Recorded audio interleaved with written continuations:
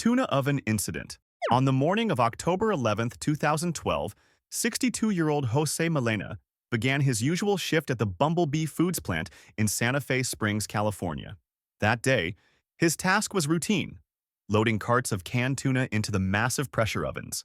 Each oven stretched more than 30 feet long, its steel doors clamping shut before steam blasted the inside to nearly 270 degrees Fahrenheit. Sometime before dawn, Jose stepped inside the oven to check the carts. No one saw him. A coworker sealed the door and started the cycle.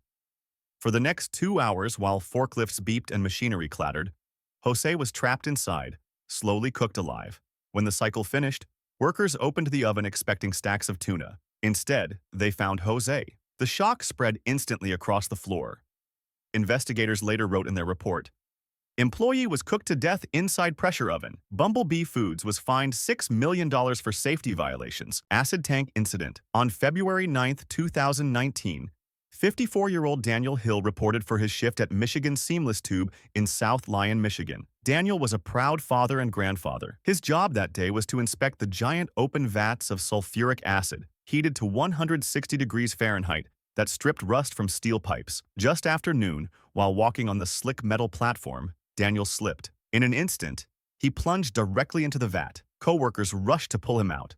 They succeeded within seconds, but the acid had already done its work. His clothes disintegrated. His skin peeled away in sheets. Daniel was still conscious. He screamed as his coworkers dragged him to an emergency shower. For nearly 11 hours, Daniel clung to life at the University of Michigan Hospital. His family gathered at his bedside.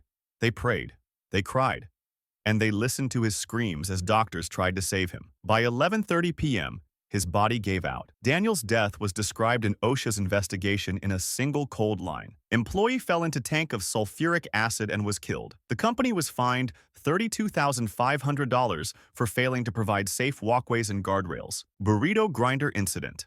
On the night of July 13, 2025, a 19-year-old worker arrived for his night shift at Tina's Burritos factory in Vernon, California. He was barely an adult. His family said he worked nights to help his parents cover rent.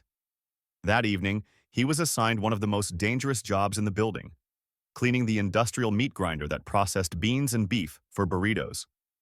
The grinder was massive, blades sharp enough to pulverize food in seconds. Shortly before 9:30 p.m., as he leaned inside with a hose, the machine roared to life. His clothing caught. His body was dragged in. Coworkers heard his screams and sprinted to the stop button.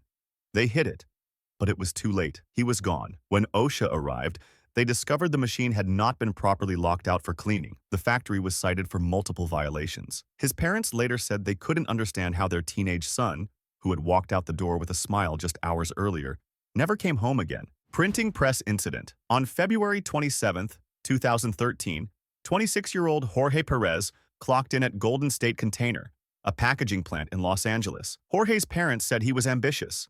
He wanted to save money, start a family, build a future. That morning, Jorge worked on one of the plant's massive printing presses, machines the size of trucks, stamping out thousands of cardboard boxes an hour. At some point during his shift, Jorge moved too close. The rollers caught him.